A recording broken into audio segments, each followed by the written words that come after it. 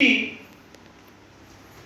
1 किलोला 80 ग्रॅम, समजलं? म्हणजे 1 किलो समजा तुम्ही कोंबड्याचं खाद्य आणलंय आणि त्याच्यामध्ये तुम्ही समजा 80 ते 100 ग्रॅम ते मिनरल मिक्सचर जर मिक्स केलं तर त्याच्यामध्ये ज्या ज्या गोष्टी कोंबड्याला वातावरणात तर मिळत नाही त्या त्या सगळ्या मिळतात.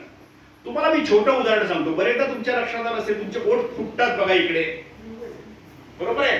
खूप खाज येते, दुखायला लागतं, मग तुम्ही डॉक्टरकडे जाता, मग डॉक्टर तुम्हाला सांगतो बी कॉम्प्लेक्स घेऊ घ्या, आणि मग तुम्हाला तो बी कॉम्प्लेक्स येतो आणि तुमच्या लक्षात येतं 4-5 दिवसात तुमचा पोट चांगला होतो किंवा बरेचदा तोंड आतमधनं फुटतं आणि मग तुम्ही डॉक्टरकडे जाता, काही खाल्ला तरी भगभगता, मग तुम्हाला सांगतो बी कॉम्प्लेक्स कमी पडलाय. मला सांगा, कोंबड्यामध्ये असं जेव्हा कमी पडतं तेव्हा तुम्ही त्याला कधी असं दिलंय? तुम्ही सांगता डॉक्टर तुम्ही मॅड झालात की काय, कोंबड्या घेऊ, आमका नाही खाऊ पैसे, कोंबड्या बी कॉम्प्लेक्स येतो. आपण कधी कोंबड्याला जनताचं औषध दिलंय? का नाही दिलं?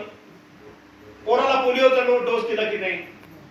आज तुम्हाला पोलिओ दिसत नाही, तरी पण अजून बिहारमध्ये पोलिओ दिसतो, महाराष्ट्रात नाही दिसत, कारण सरकारने प्रयत्न केले आणि त्या 2 थेंबाने ना जादू केली.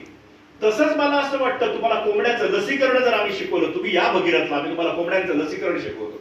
कोंबड्याला लस कशी दिली पाहिजे, किती रुमाल पकडला पाहिजे, तो गार कसा पाहिजे, सकाळी 10च्या आत ते लसीकरण झालं पाहिजे. त्याच्यासाठी एखाद्या महिलेला समजा आपण तयार केलं आणि तुम्ही सगळ्यांनी असं म्हटलं की ही वहिनी ना आमची पशुसखी. मला असं वाटतं उमेद अभियानामध्ये ना हे सगळे शब्द आहेत. पशुसखी आहे, कृषी सखी आहे, बँक सखी आहे, CRP आहे. पण आपल्याकडे दुर्दैवाने झालंय काय माहितीये का, उमेद म्हणजे 3 टाळ्या, उमेद म्हणजे 3 टाळ्या, 1 2 3 1 2 3 1 2 3, आणि ती जर कोणी ऑर्डर दिली नाही तर मग काय करायला, म्हणजे